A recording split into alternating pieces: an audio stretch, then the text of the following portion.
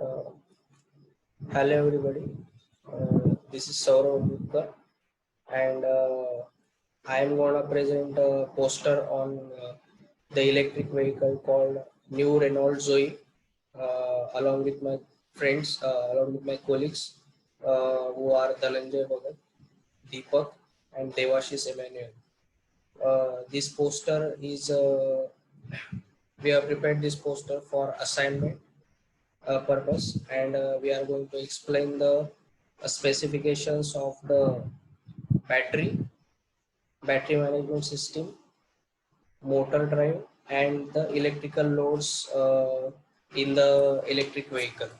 In these three categories, we are going to explain the specifications of this vehicle in this poster. So,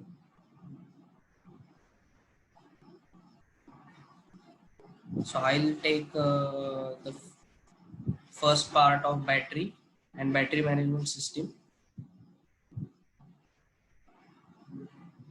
Devashish will take the motor, and Deepak will take the electrical loads of components, other components, and power electronic converter.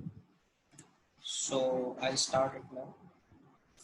Renault Zoe is a five-door electric vehicle. It is a plug-in electric vehicle. Plug-in electric vehicles means you can plug the charging port into the electric vehicle and charge it anywhere you want at a very rapid pace. It is a five-door electric vehicle. It is produced by French manufacturer called Renault. Renault unveiled this vehicle in 2005, and since then a lot of new iterations with various improvements have arrived in the market. And the Renault Zoe we are talking right now in this video is a most advanced version of the Renault Zoe, hence we call it new Renault Zoe electric vehicle. So since Renault Zoe is a plug-in electric vehicle, that means it has a very good battery, a very high capacity battery, and a battery which can be charged at a very rapid pace. Uh, and the battery which is being used in this vehicle is a lithium ion battery. It is manufactured by Renault and LG Chemicals in a joint production in a cooperative approach. It is a lithium ion battery. It has 12 cells.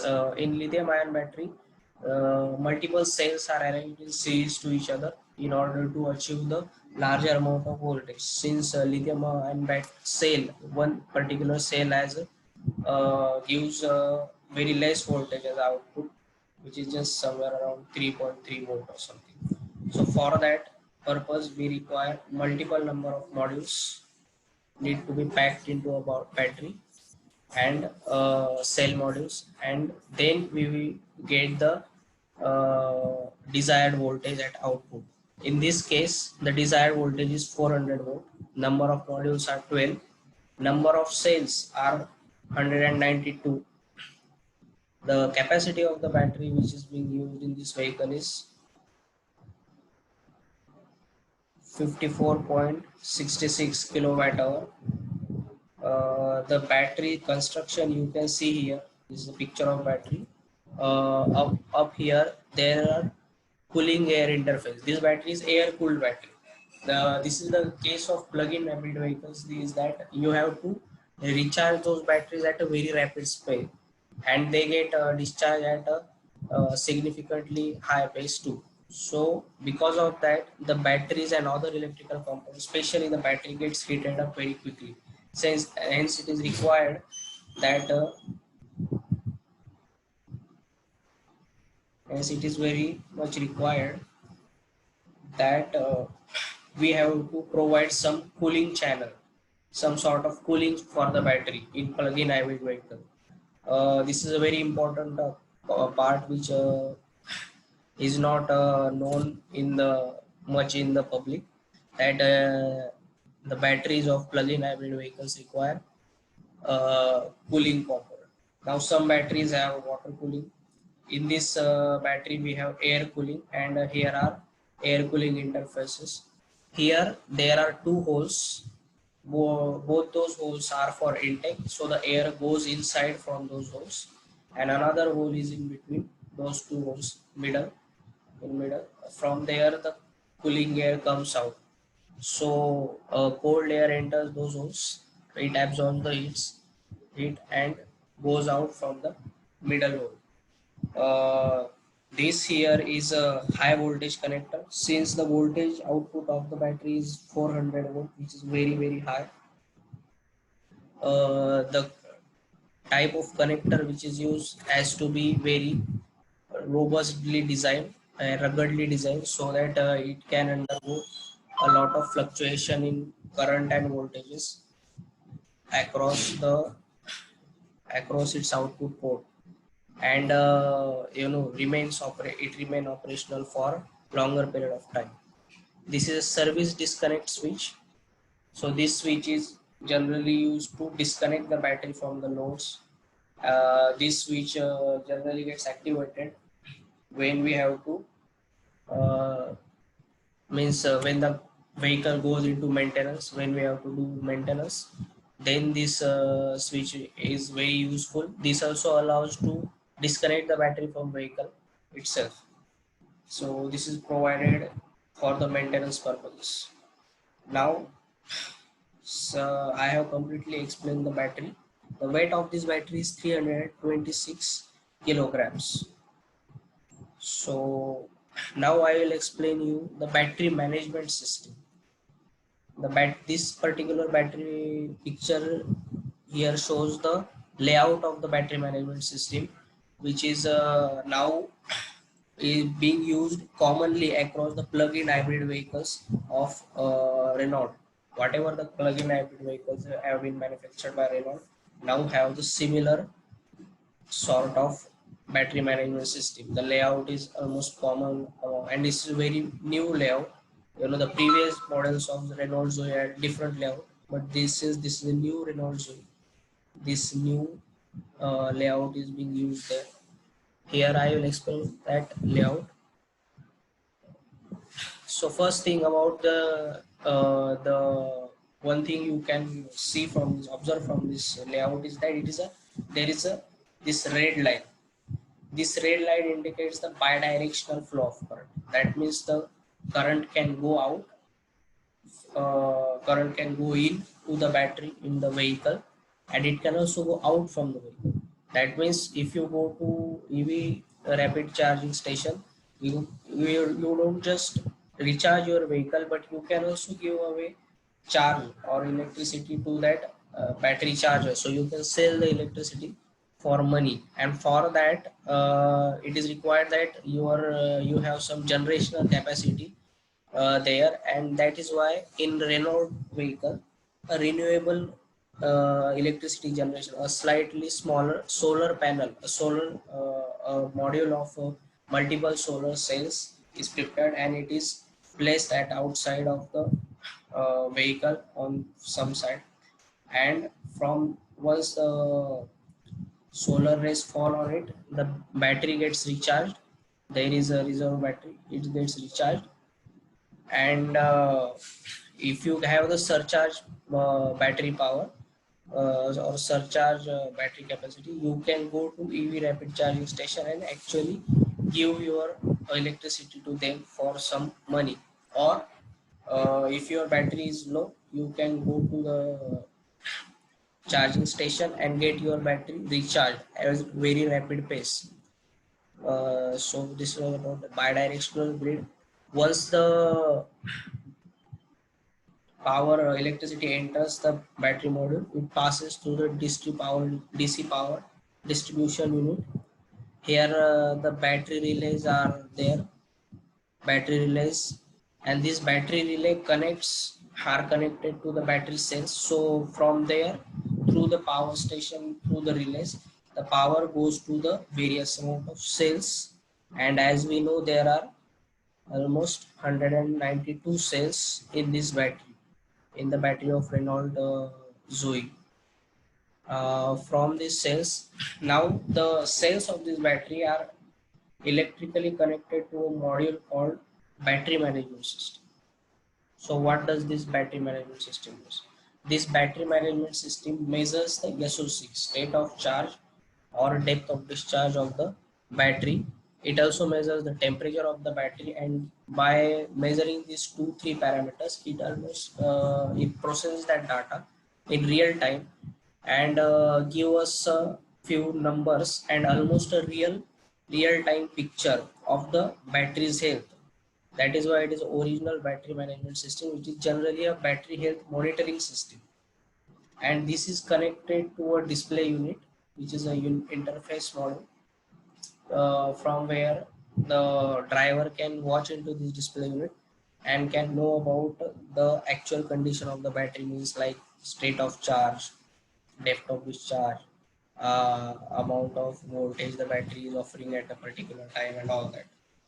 It the in this battery interface also facilitates a graph where you can actually see the charging and discharging curve of your battery. And here is the web communication schedule. That means from by using this feature, you can actually schedule. So once your interface the data, you can actually set some value here in this review, and you can set that if the SOC goes down, battery capacity goes down beyond the certain limit, uh, the transponder in that battery management system will automatically send an communication signal to a rapid charging station nearby. So this is a kind of interconnected thing. uh, it will send a message to EV rapid charging station. The data of the all the EV rapid charging stations can will be acquired, you know, through internet. A special database is created in regard to that, and then can actually reserve a place for your vehicle. So this is kind of application of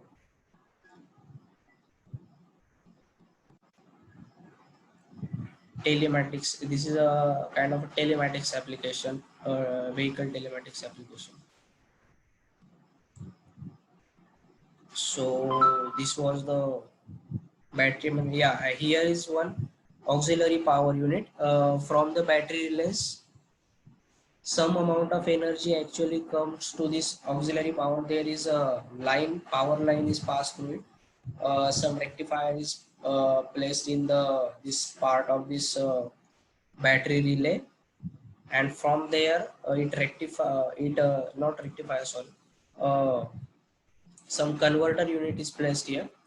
From there the 400 volt or whatever the current is coming, whatever the voltage current is coming, it is actually stepped down to the 12 volt power, 12 volt current, and it is passed to the as a auxiliary power. And this auxiliary power is generally used to power the other components of the vehicle. Like here in this chart they are shown headlamp, front electric window, auto dimming light, and all that. All of them have a 12 volt rating.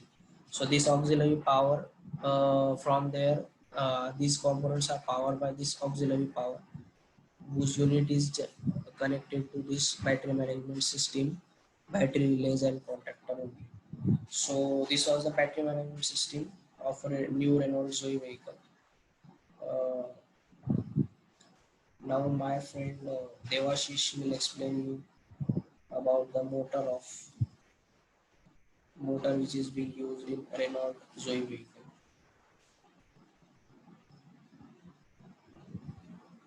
Okay, start. The motor used in the Renault Zoe is permanent magnet synchronous motor.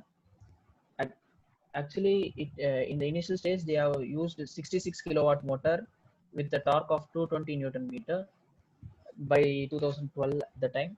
Then after that, by 2018, they have bring more extra kilowatt to the motor. It's around 80 kilowatt, and the torque also increases by 5 to 25 Newton meter.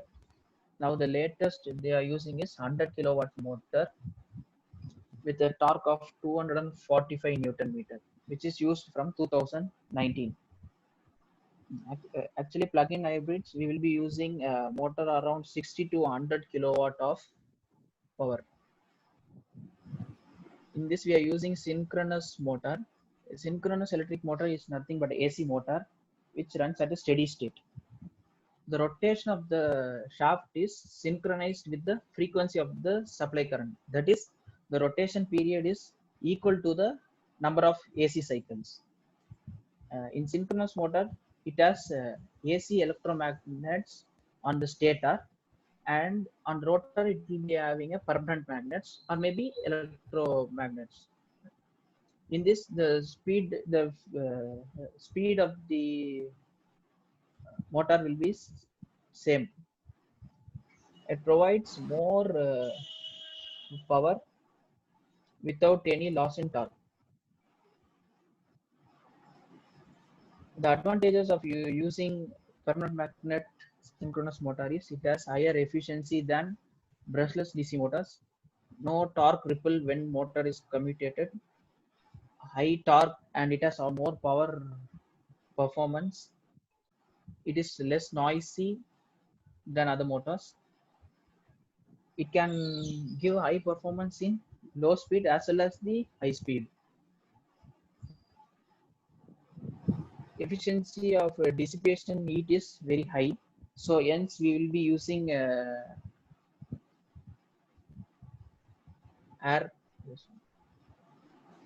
and the size of the motor is we can be using a smaller size so that the space will be reduced. Most of the automobiles we will be using the permanent magnet synchronous motor. It is a preferred choice since we have more power, high power density, and the efficiency of the this motor will be very high. So, yeah, okay, you can cut, sir.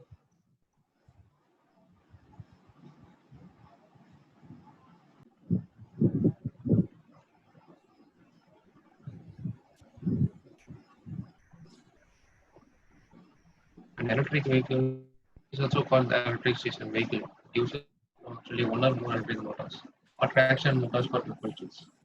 And major part of major nature of the motor is to push the electricity from the battery which is stored inside the car, and it will be start to the propulsion, and like the engine axles are doing the work. Here the motor will be doing the same, like giving the power to the wheels to move on. Electric vehicle may be powered through an collector system electricity from the off-vehicle sources, or may be self-contained with a battery, solar panels, fuel cells, or a generator to convert fuel electricity. EVs include but are not limited to road and rail vehicle surface and underwater vessels. EVs first came into existence in the mid 19th century when electricity was among the preferred methods for motor vehicle, providing a level of comfort and ease of operation that could not be achieved by the gasoline cars at that time of period. And actually, uh, like saying we cannot be using like directly the current. It requires several DC to DC converters, like that. Several things are there. The electrical load which is distributed from the battery that we can see here. There are multiple components where actually we can electrical power is fully made of components, and all the electrical components need electricity to work on its load. And else we can see that many things are the radios, in infrared systems, everything needs an electric support to work on. And hence the load should be distributed through fully the vehicle with an battery. Sorry, good source of voltage. And the headlamps here we can see that actually the resistive and inductive loads are the ones which should be there. Uh, the lamps will be resistive ones like that. The rating is 12 volt like that. Here and the motor rating will be different, and it requires much more power to be generated from the battery, as it is generating more of power to the wheels to make our vehicle move.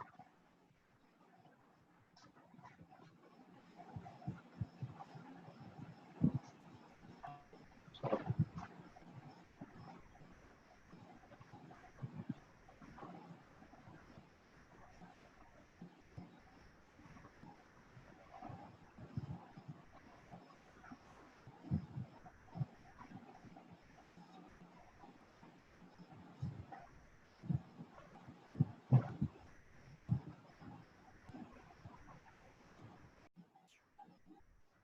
So that was the Deepak's part.